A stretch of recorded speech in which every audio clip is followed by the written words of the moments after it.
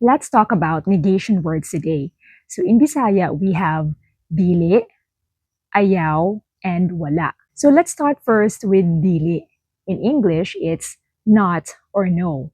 So we use dili to negate nouns, pronouns, and adjectives.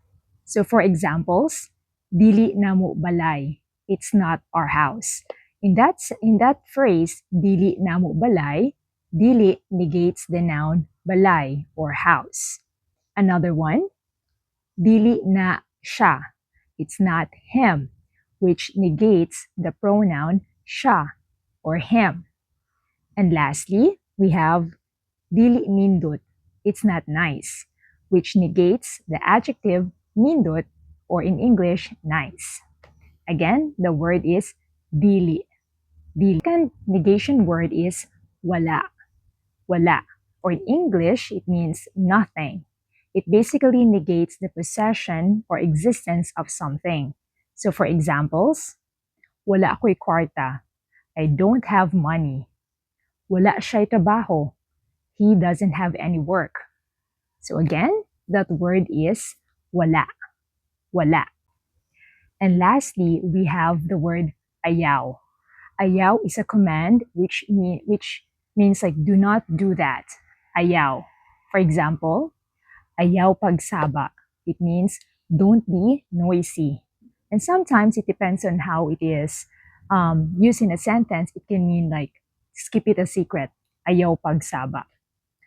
Ayaw na ilabay. Ayaw na ilabay means don't throw it. Ayaw ilabay. Again, the negation words in Bisaya, we have dili, which means no or not. Wala, which means nothing.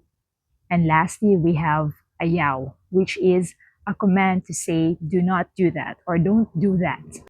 We are going to have a short quiz to determine how well you understood the lesson.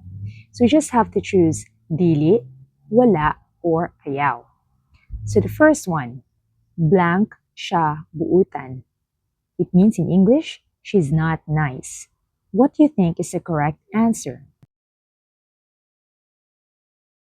The correct answer is dili. Dili siya buutan. In English, it means she's not nice. The second one, blank sila'y sakyanan. In English, they don't have a vehicle. What do you think is the correct answer? In this sentence, the correct answer is wala. Wala sila'y sakyanan. Or in English, they don't have a vehicle. How about this one? Blank na hilabti. Or in English, don't touch that. The correct answer is ayaw. Ayaw na hilabti. Or in English, don't touch that. Blank pamakak. Or in English, don't lie. The correct answer is ayaw. Ayaw pamakak, or in English, don't lie. Blank siya'y tulog, or in English, she didn't have any sleep. The correct answer is wala. Wala siya'y tulog, or in English, she didn't have sleep. Blank siya niadto, or he didn't go. The correct answer is wala. Wala siya niadto. He didn't go. His presence wasn't there. Wala siya niadto. He didn't go.